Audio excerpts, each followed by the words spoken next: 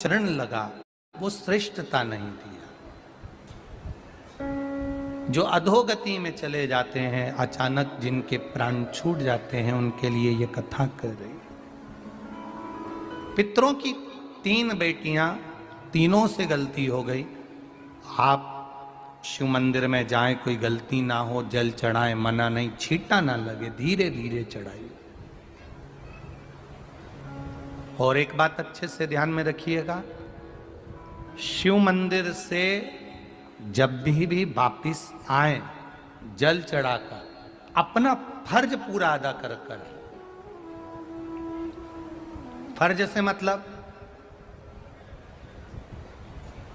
जब शिव मंदिर से वापिस आए, जो पत्ती, बेलपत्री, फूल शिव जी पे चढ़े थे वो नीचे शिवलिंग पे से नीचे गिर गए हों। एक शिवलिंग रखा है, लाना मिट्टी वाला, लाइए जरा उठा के। अब छत्तीसगढ़ में कथा चल रही, थोड़ा ध्यान से सुन लोगे एकांतेश्वर शिवलिंग का पूरा वृतांत। तो आप लोग जो पशुपति व्रत कर रहे हो या कोई भी उपास करते हो, कई लोग कहते हैं हमने करा नहीं हुआ। क्यों नहीं हुआ? उसमें हमारी गलतियों को हमें छांटना। ये देखिए,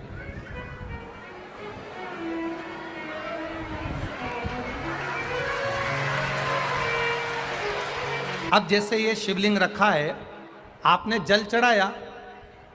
अब जल आप यहां से चढ़ा रहे हो तो धीरे धीरे धीरे धीरे चढ़ाएं, जिससे छींटे बाहर ना, यहां तक छींटे रहे ना, जलाधारी तक चलेगा, बाहर ना गिरे। और एक बात का स्मरण रहे, यदि बेलपत्री, फूल, पत्ती जल चढ़ाने के बाद ये सब अगर नीचे गिर जाए, जलाधारी पर गिर गया या नीचे उतर गया, तुम्हारा पूरा जल चढ़ जाए, तुम्हारे पास में चंदन नहीं है, अबीर नहीं है, गुलाल नहीं है, कुछ भी नहीं हो, तो भी अपने हाथ की 3 उंगलियों से रेखा 3 खींचकर और फिर जो माला आदिकादिक भगवान की रखी थी, उसी से भगवान का वापिस पूरा श्रृंगार कर कर फिर वापिस आइए। भगवान को पूर्ण श्रृंगार,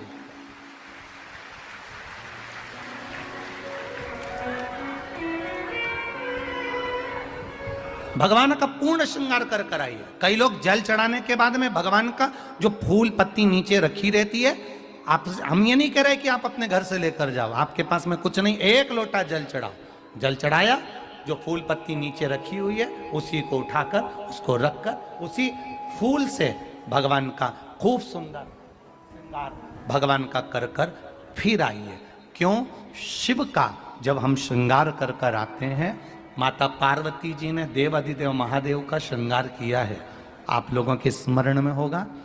राम जी ने माता जानकी का श्रृंगार किया है। रामचरित सुनिए कथा, रामायण सुनिए आप लोगों ने, रामायण सुनी होगी तो उसमें माता बैठी हैं शिला के ऊपर और भगवान राम उनका श्रृंगार कर रहे हैं। एक कौवा आता है, वो चोंच मार कर जाता है, ये सारा वृत्तांत आप लोगों ने श्रवण किया है। तो राम जी माता सीता का श्रृंगार करते हैं, भगवान कृष्ण राधा जी का श्रृंगार करते हैं। केवल एक देव अधिदेव महादेव की कथा ऐसी है जिसमें पार्वती जी शिव जी का श्रृंगार करती है। शिव का श्रृंगार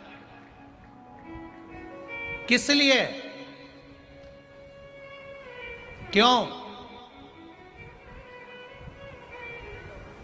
कहा जल चढ़ाने के बाद वहीं पर पड़ी हुई पत्ती से, फूल से, जो चढ़े हुए फूल हैं, चढ़ी हुई पत्ती है, चढ़ा हुआ निर्माल्य है, जो भी शिव जी का है, उसी को धोकर वापिस भगवान का श्रृंगार कर कर आना चाहिए।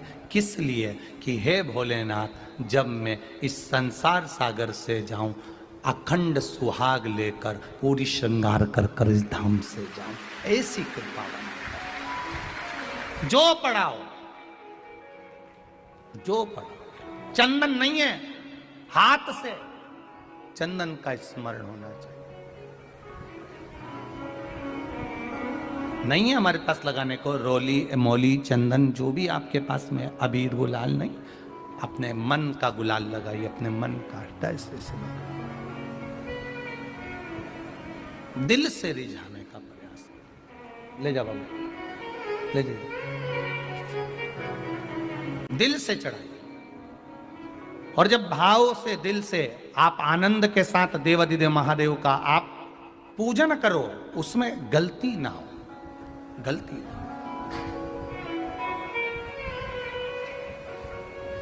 देखिए, पितरों की 3 बेटियों को श्राप लग गया। श्राप क्या लगा? तुम्हें पृथ्वी पर जाना पड़ेगा, मृत्यु लोक में जाना पड़ेगा, और तुम्हें मृत्यु लोक में जन्म लेना पड़ेगा।